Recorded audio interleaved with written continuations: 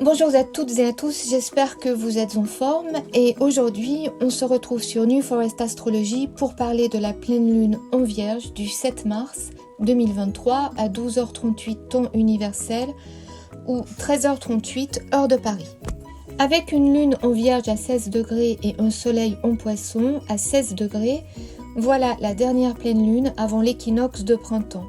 On va le voir plus en détail, une pleine lune de transition sur un axe qui nous parle de purification et de sacrifice et qui va être marqué par l'entrée de Saturne en Poisson au même moment. Saturne va en effet effectuer un cycle de 2 ans et demi jusqu'en mai 2025 dans ce signe.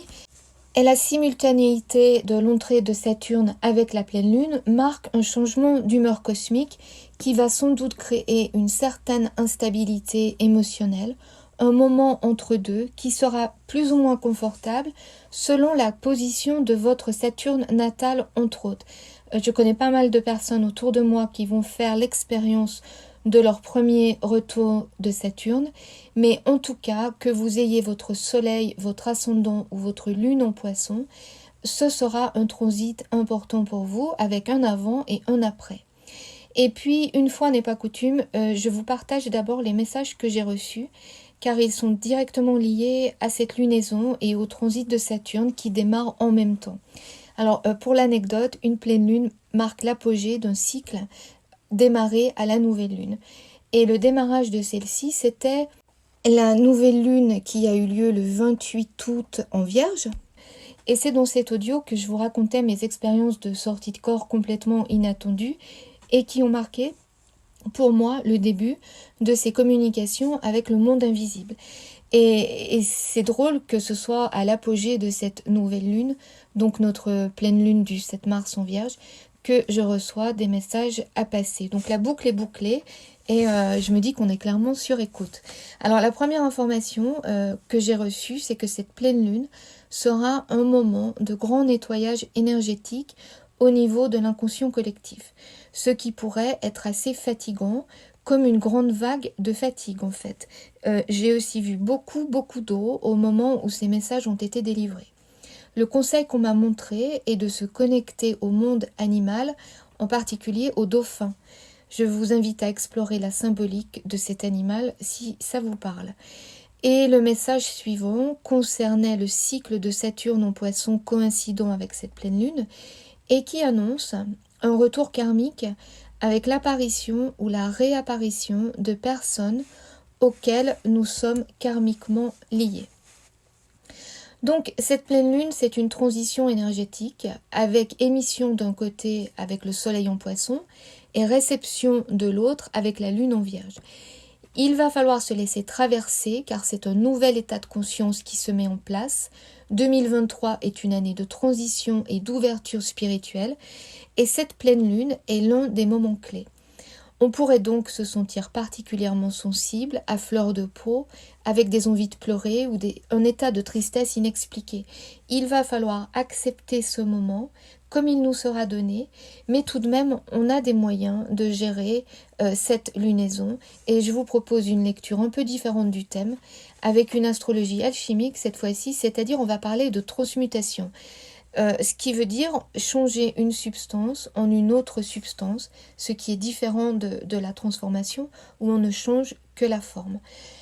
Donc on va commencer par les aspects et puis on va passer à l'interprétation. Alors les signes d'abord. Lorsque le soleil entre en Poisson, c'est le moment de l'année où les énergies cosmiques nous demandent de nous confronter au monde inconscient, individuel et collectif. C'est la maison 12, le psychisme, le travail intérieur. C'est une maison, la maison 12, associée aux épreuves, à la solitude. Et en Poisson, nous voilà devenus Hercule devant les écuries d'Augias et nous devons nettoyer la fange émotionnelle, c'est-à-dire l'accumulation de nos émotions refoulées dans l'inconscient qui nous polluent, nous engluent, pour faire place nette et nous permettre de nous renouveler, de faire éclore de nouvelles pousses sur notre arbre de vie. Alors regardez la nature autour de nous, ce qui se passe, c'est ça exactement à ce moment-là. Beaucoup d'eau et des nouvelles pousses.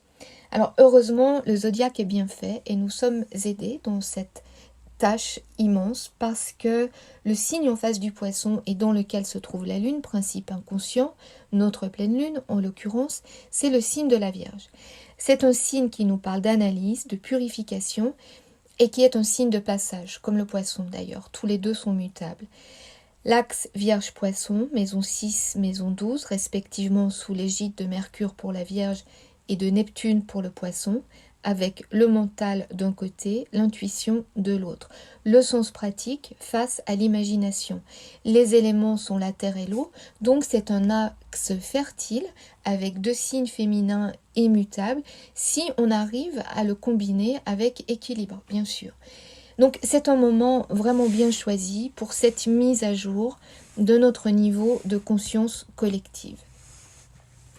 Cette lune qui se trouve dans le signe de la Vierge est la Vierge dont le tarot c'est l'ermite, un vieillard qui s'éclaire à la lanterne de ses expériences en recherche de compréhension et de sagesse. Toutes les initiations commencent par une période d'isolation, un moment de retrait pour intégrer dans le conscient les parts inconscientes, pour affronter ses peurs, sa part d'ombre, sa maison 12, la maison du Poisson donc, où se trouve le soleil pour cette pleine lune. La lune, notre inconscient, notre ermite, se trouve face à un stellium en Poisson, c'est-à-dire un amas de planètes, et on retrouve Saturne qui structure, qui rétribue, qui vient matérialiser ce retour karmique, Mercure qui pense, qui transmet aussi, parce que c'est le messager entre les mondes, et le soleil qui agit, qui illumine, qui active, qui conscientise, et Neptune qui nous ouvre les portes de l'invisible et du grand bain de l'inconscient collectif. Alors avec Mercure entre Saturne et Neptune, le maître de la Vierge est en exil ici en Poisson. On comprend donc qu'on nous demande de lâcher le mental et d'ouvrir nos récepteurs en nous laissant porter sur les ondes neptuniennes, mais en gardant un ancrage par la maîtrise de nos émotions. Et ça, c'était le thème et le message de la nouvelle lune du 20 février d'ailleurs. Ce stellium met en place les conditions pour ce réencodage de notre ouverture de conscience. Et dans le signe suivant, en Bélier, on a une conjonction Jupiter-Chiron-Vénus qui indique un renouvellement de nos allégeances, un assainissement de nos valeurs. Et cette conjonction est accompagnée de Saturne et Mercure qui forment un sextile au nœud nord en Taureau, le Taureau qui est régi par Vénus. Donc voilà, nous prêtons allégeance à cette destination karmique d'un point de vue évolutif. On s'engage à mettre en place les changements nécessaires pour aller vers ce nœud nord en Taureau qui nous demande, donc on l'a vu plein de fois au cours du transit du nœud nord en Taureau, qui va d'ailleurs s'achever cette année, donc c'est vraiment une année de transformation où on nous demande de revoir la façon dont on gère nos ressources.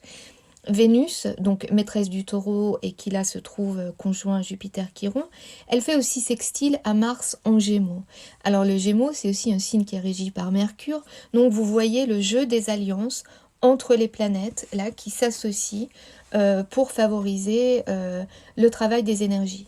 On a aussi le Soleil qui fait sextile à Uranus, donc on est vraiment en mode de co-création.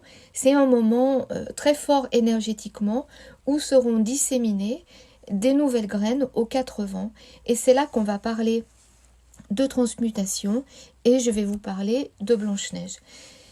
Parce qu'il me semble que dans ce conte, on a une clé pour négocier les énergies intenses de cette pleine lune de changement.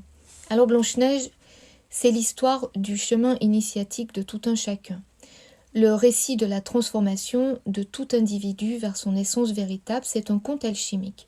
C'est à travers 7 étapes attachées aux 7 planètes et personnifiées par les 7 nains que nous allons chacun franchir tour à tour, à notre rythme, à notre façon, parce que chaque chemin est unique évidemment, pour nous libérer et atteindre la lumière, rejoindre la source et mettre fin au cycle de nos incarnations à un moment donné. Blanche-Neige, c'est nous, en chemin, chassés de notre demeure originelle, de ce que nous pensions confortable, égarés dans la forêt, en route vers l'inconnu, face à elle-même, face à nous-mêmes, comme l'ermite donc, dont je vous parlais. Et on peut rapprocher cette pleine lune du moment où, perdu dans cette forêt sombre, terrifiante, où tout apparaît déformé, menaçant, ça c'est notre Mercure en Poisson, Blanche-Neige découvre enfin le logis des nains. Mais une fois à l'intérieur, elle réalise l'état de désordre, de saleté, qui symbolise nos refoulements, les poubelles qu'on entasse dans notre inconscient.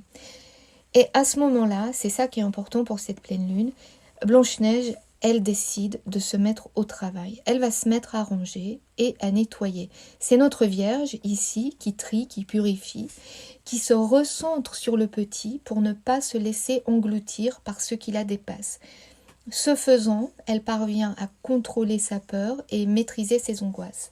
Elle transmute ses émotions les plus sombres en énergie créatrice. Même les oiseaux prennent part à la tâche. Elle s'élève en réalignant son désordre, en ordonnant le chaos pour laisser passer la lumière. Blanche-Neige, on voit bien qu'elle est passive et active à la fois, et c'est ce que l'on nous dit de faire pour recevoir les énergies de cette pleine lune. Alors pour finir, je vais revenir à l'audio de la nouvelle lune du 27 août, dont je vous parlais, et qui marquait le début du travail sur cet axe. Et voici ce que j'ai trouvé. Je vous lis des extraits parce que j'avais utilisé les degrés de Sabian pour compléter l'interprétation des aspects de cette nouvelle lune. Alors voilà, je vous disais, j'avais lu « Les efforts individuels sont bénis et reconnus. Adaptabilité et créativité de l'être humain. Centralisation des forces supérieures. Expansion personnelle. Conscience de grandes connaissances et richesses intérieures. Grand désir de transformation de soi, travailler ses ombres. » Donc on voit que le message de cette nouvelle lune vient recouper en fait ce qu'on nous avait demandé de travailler ou ce qu'on nous annonçait au début de ce cycle. Donc un travail sur l'inconscient, un travail sur les ombres. Et puis, vous allez me demander, alors pour cette pleine lune, que nous disent les symboles de Sabian? Après tout, on devrait bien finir par là où on a commencé. Eh bien, le 16e degré de la Vierge nous parle, je cite, « d'une confrontation directe à la force sauvage de la nature primordiale, présente au sein de nous, d'une confrontation karmique et d'une initiation planétaire. » Alors, c'est vraiment aligné avec les messages que j'ai reçus, avec l'interprétation en fait du thème de cette pleine lune. Et du coup, je vous laisse avec ces quelques réflexions qui, en bref, nous demandent de nous mettre dans une attitude passive-active pour laisser place au nettoyage cosmique qui va avoir lieu, pour se laisser traverser par ces changements d'énergie cosmique et pour ne pas succomber à nos peurs, à nos angoisses, mais au contraire, les utiliser pour créer de manière concrète un environnement plus léger, plus joyeux. Alors pensez à Blanche-Neige et ça peut être aussi simple, cette espèce de stratégie de rediriger ses peurs et ses angoisses que de mettre des fleurs sur une table ou d'écouter le chant des oiseaux. Voilà, donc je vous en remets à Blanche-Neige. Peut-être que c'est le moment de relire cette histoire. Et puis, je vous remercie d'avoir écouté cet audio. J'espère qu'il vous sera utile et je vous dis à très bientôt.